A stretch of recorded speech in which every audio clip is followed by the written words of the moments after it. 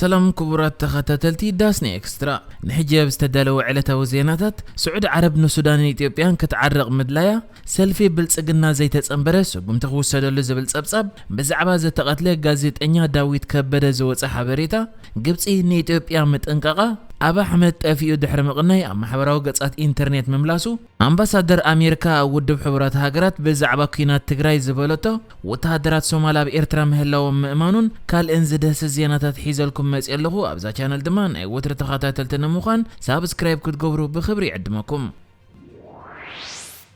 ኣብዚ ሓለፈ ቀረባ እዋናት ኣብ መንጎ ሱዳን ኢትዮጵያን ብሰንኪ ናይ ዶብ ዘይምስማዕ ግጭት ተፈጢሩ ከሳብ ሕጂ መዕለበ ዘይረኸበ ዘሎ ኮይኑ ሕጂ ኸ ስዑድ ዓረብ ኣብ መንጎ ዘን ሃገራት ኣትያ ከም መንጎኛ እቲ ዘሎ ዘይምስማዕ ክትፈትሕ ሓሳብ ኣቕሪባ ከም ዘላ ሓንቲ ሚድል ኢስት ሞኒተር እትበሃል ማዕከን ዜና ሓቢራ እዛ ማዕከን ኣብቲ መግለፂያ ብዛዕባ እቲ ምስ ኢትዮጵያ ተፈጢሩ ዘሎ ኩነታት ንምዝታይ ልኡኽ ሃገረ ሱዳን ናብ ስዑድ ዓረብ ከይዱ ከም ዘሎን እቲ ኣብ መንጎ ክልቲአን ሃገራት ዘሎ ናይ ዶብ ዘይምስማዕ ኸኣ ነሰበ ስልጣን ስዑድ ዓረብ ገሊጹ ከም ዘሎ ተሓቢሩ እቲ በአባል ሉላው ቤት ምኽሪ ሱዳን ዝኾነ መሐመድ አልፈኪህ ሱሌማን ዝምራሕ ልኡኽ ሱዳን ኣብ ስዑድ ዓረብ ኣብ ዝኣተወሉ ግዜ ንመሪሕነት ስዑድ ዓረብ ሃገሮም ዶባን ንምውሓዝ ተወስዶ ዘላ ስጉምቲ ከምኡ ድማ ብወገን ኢትዮጵያ ዘሎ ምዕባለታት ሓፈሻዊ መብርሂ ከም ዝሃበ ሃገረ ስዑድ ዓረብያ ኸኣ ከም መንጎኛ ኮይና ክትቀርብ ድሌት ከም ዘለዋ ተገሊጹ ዘሎ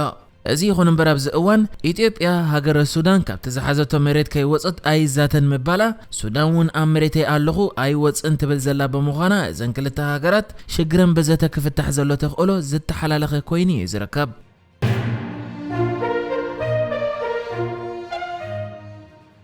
بزعبا مريحنة إثيوبيا كوم دما أبز أوان زوزدا زلو سقومتات بزملكت بوزح زيناتات يزرق حلا بزلو جيزي حانتي مورنين ستارت تبهال مع كان زينا زرقي حتى زلات أبصاب كم زحبرو قدم حجي أبالات حوحات زنبرو ويدما مس حوحات زدانا قوص زبالو اندحرنا بسلف بلصقنا زي تتصنبيرم كساب هيوتهم كسؤونو كم زخول زت انقق بمستير زلحقو دبدابه كم زبص حيا غليص ازلا اتا مع كان كم زغلص تخا اتي بتوكالي سلف بلصقنا سحول زتفرم دبدابه ناي قدم أبالات حوحات زنبرو كوم دما دغفت حوحات ناب سلف بلصقنا كصنبرو زفرارح كم زخونه يا مع كان غليص ازلا اتا مع كان بتوسخي بزعباتي ابز حلفه قرب معلتات زتقتله غازيطኛ داويت كبده ابز هابو تحبريتا قدم مقتالو نسون كم ز عينت مفرح قريبولو كم زنبره ناب سلف بلصقنا مصنبار مس ابي دما تاسير الدحر مصنح ناصا مستلققه خمس تقتله يا غليص تركب እዚ ከምዚ ኢሉን ከሎ ኸኣ ዳይሬክተር ጀነራል ዩኔስኮ ኣብ ልዕሊ ዳዊት ከበደ ዝተፈጸመ ቅትለት ከም ዝኾነን ኣብቲ ቅትለት ከዓ መፅረያት ተገይሩ እቶም ገበርቲ እከይ ኣብ ትሕቲ ቀይዲ ከኣትዉ ከም ዘለዎም እዩ ተዛሪቡ ዘሎ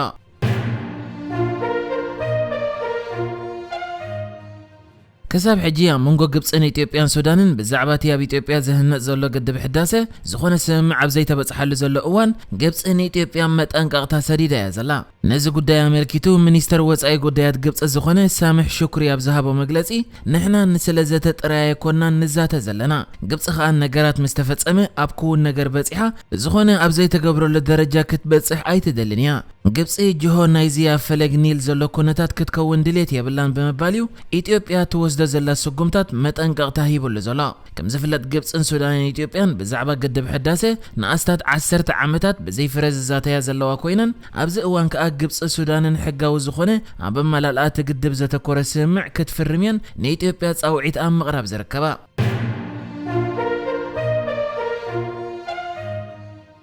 ኣብዚ ሓለፈ ቀረባ ማዓልታት ካብ ማዕከና ዜና ኮም ድማ ማሕበራዊ ገጻት ኢንተርኔት ጠፊኡ በመንባሩ ብዛዕባኡ ብዙሕ ዜናታት ክስራሕ ተራእዩ ዝነበረ ቀዳማይ ሚኒስተር ኢትዮጵያ አባ አሕመድ ኣብቲ ኣብ ኣዲስ ኣበባ ዝርከብ ሆስፒታል ቅዱስ ጳውሎስ ማእከል ቤት ዕዮ ባምቡላ መብጻሕ ከም ዘካየደ ዘርኢ ስእልታት በመዘርግሑ ዳግማይ ናብ ማሕበራዊ ገጻት ኢንተርኔት ተቐልቂሉ ዝርከብ ቀዳማይ ሚኒስተር አባ አሕመድ ኣብ ትዊተር ኣብ ዝለጠፎም ስእልታት ኣብቲ ሕጊ ናይ ምኽባር ስርሒት ኮም ድማ ካልእ እዋናት ጉድኣት ዝገጠሞም ኣባላት ምክልኻል ሃገርን ሲቪላትን ዝጥቀሙሉ ባምቡላ ዝሰርሕ ቤት ዕዮ በኣካል ርዮ ከም ዘሎ ዘገልጽ ጽሑፍ ኣስፊሩ ዝርከብ ኣብዚ ሓለፈ ሰሙናት ቀዳማይ ሚኒስተር አባ አሕመድ ካብ ገጽ ማዕከና ዜና ኮም ድማ ማሕበራዊ ገጽ ኢንተርኔት ብምእላዩ ከሳብ ብዛዕባ ህላውነቱ ብዙሕ ዜናታት ዝተዘርግሐ ኮይኑ ቤት ጽሕፈቱ ድማ ብሂወት ኣሎ ክብል ተራእዩ ዝነበረ እዚ ከምዚ ኢለን ከሎ ድማ ንሓድሽ ምምሕዳር ኣሜሪካ ወኪላ ኣብ ውድብ ሕብራት ሃገራት ከም ኣምባሳደር ኮይና ክትሰርሕ ተመሪጻ ዘላ ሊንዳ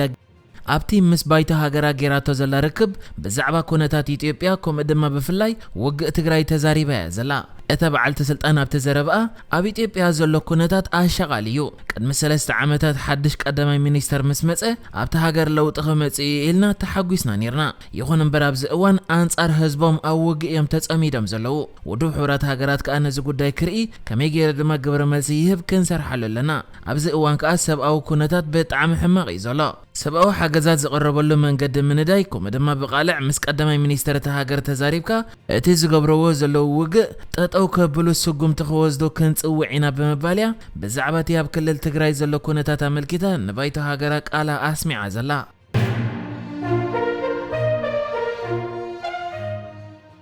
ኣብዚ ሓለፈ ዓመት ወርሒ 11 ዝተሰዓረ ናይ ቀደም ፕሬዝዳንት ኣሜሪካ ኣብ ስልጣን እንከሎ ነታ በብዝሒ ኣጽዋር ብምዕዳግ ትፍለጥ ሕብራት ኢማራት ዓረብ F35 ዝዓይነተን ፍሉያት ነፈርቲ ብቢልዮናት ብዝግመት ዋጋ ከሸይጥ ተሰማሚዑ ዝነበረ ኮይኑ ሕጂ ግና ጆ ባይደን ናብ ስልጣን ኣብ ዝመጻሉ ተቀዳዲሚዩ ንኢማራት ስጉምቲ ወሲድላ ዘሎ እቲ ስጉምቲ ድማ ሕብራት ኢማራት ዓረብ ነተን ካብ ኣሜሪካ ክትገዝአን ወዲኣ ዝነበረት ነፈርቲ ከይትገዝእ ነቲ ውዕል ከደስክሎ ወሲኑ በምህላው እዩ ሓድሽ ፕሬዝዳንት ኣሜሪካ ዝኾነ ጆ ባይደን ኣብዚ እዋን ነዚ ጥራይ ዘይኮነ ሕብራት ኢማራት ዓረብ ከም ድማ ስዑድያ ካብ ኣሜሪካ ዝገዝኦ ዝነበረ ካለ ኣጽዋር ዝምልከት ውዕልውን ኣደስኪልዎ እዩ ዘሎ ከም መግለጺ ምምሕዳር ባይደን እዚ ሕጂ ኣብ ልዕሊ ስዑድያን ሕብራት ኢማራት ዓረብን ተወሲዱ ዘሎ ስጉምቲ ብዛዕባ እቲ ኣጽዋር ሓድሽ ምምሕዳር ኣሜሪካ መጽናዕቲ ክገብር ድሌት ስለ ዘለዎ ከም ዝኾነ እዩ ገሊጹ ዝርከብ ከም ዝፍለጥ ስዑድያን ኢማራትን ኣብቲ ኣብ የመን ዝካየድ ዘሎ ውግእ ተሳተፍቲ ኮይነን ጆ ባይደን ድማ ነቲ ውግእ መወዳእታ ክገብረሉ ድሌት ከም ዘለዎ እዩ ዝግለጽ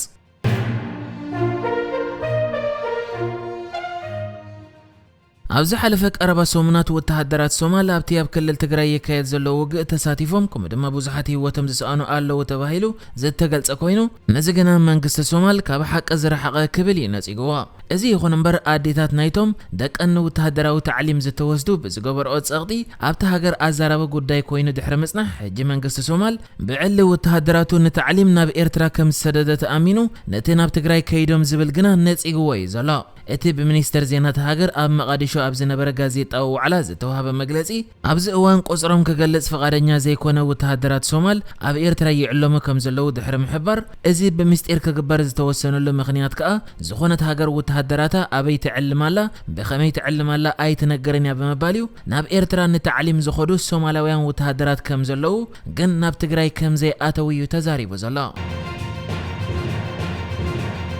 نحجز تدالو الزيناتات ازينيرو بكالك ساب نرغب سلام نعخم